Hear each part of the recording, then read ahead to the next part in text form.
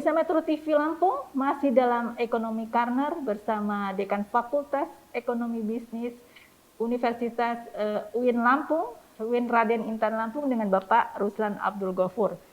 Kita masih membahas terkait dengan ekonomi digital di pesantren ya Pak ya. Nah, digital ini membantu memperluas pemasaran dari produk-produk yang dihasilkan di pesantren, karena pesantren juga memang menjadi pusat wirausaha ya. Jadi peserta di pesantren itu memberikan ada sesuatu yang dihasilkan.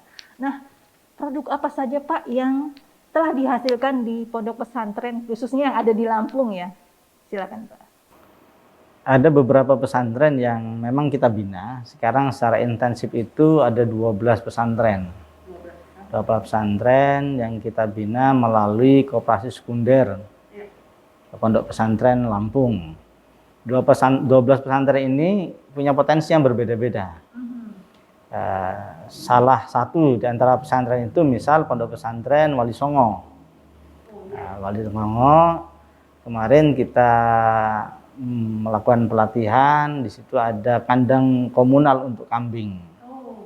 Itu. Dan kemudian di Wali Songo juga ada semacam supermarket, nah minimarket lah gitu, minimarket yang sudah berjalan dan omsetnya sudah besar itu, sehingga bisa memenuhi kebutuhan para santri. Di samping juga ada beberapa di sektor pertanian dan perikanan. Gitu. Di Pondok Pesantren Darul Islah Tulang Bawang itu juga kita kembangkan ternak ayam, ya ayam, dan juga ada di sana greenhouse. Ini Bank Indonesia gitu membantu greenhouse yang fokus ke melon. Juga banyak pesantren yang lain seperti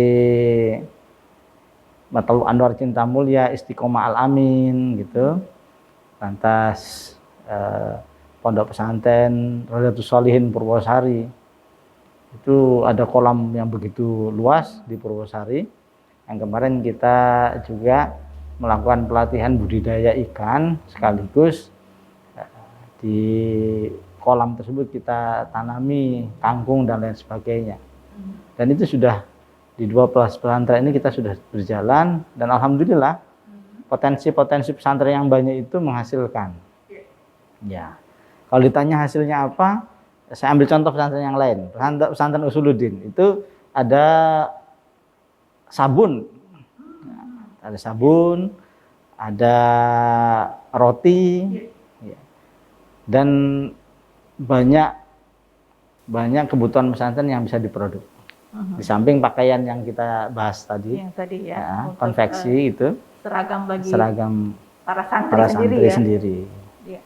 Berarti dari 12 pesantren yang ada di lingkungan di bawah Habit Train itu ya, di bawah asuhan Habit Train juga menghasilkan keragaman produk ya dari UMKM.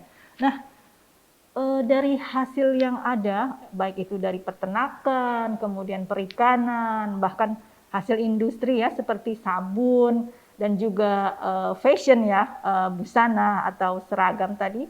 Nah, ada nggak kendalanya Pak dalam pemasaran? Biasanya kalau UMKM itu persoalannya di pemasaran hasilnya.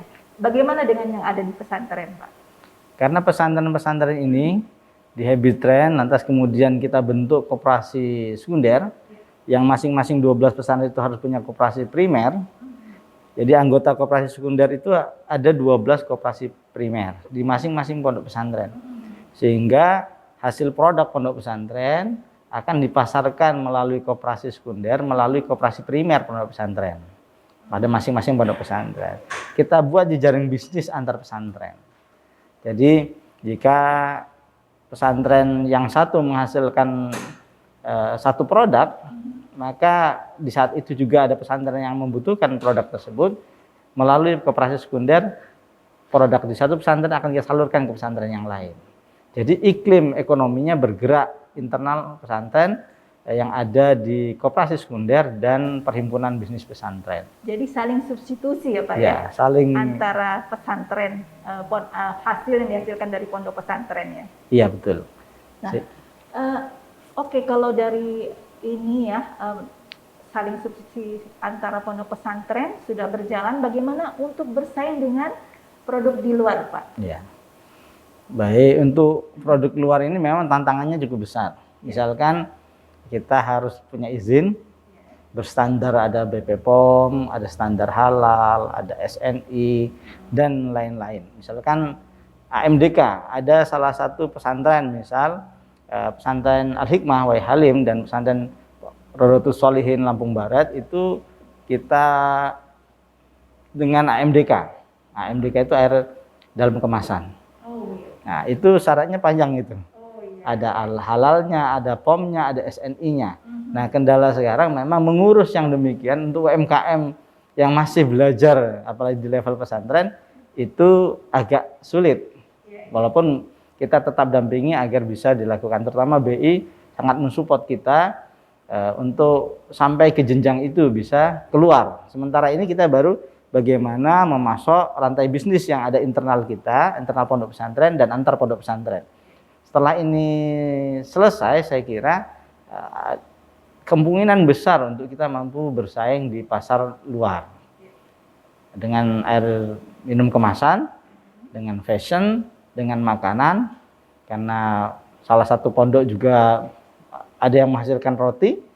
Ya, roti di Gerning, pondok di Gerning, Gus Maksum itu menghasilkan roti gitu.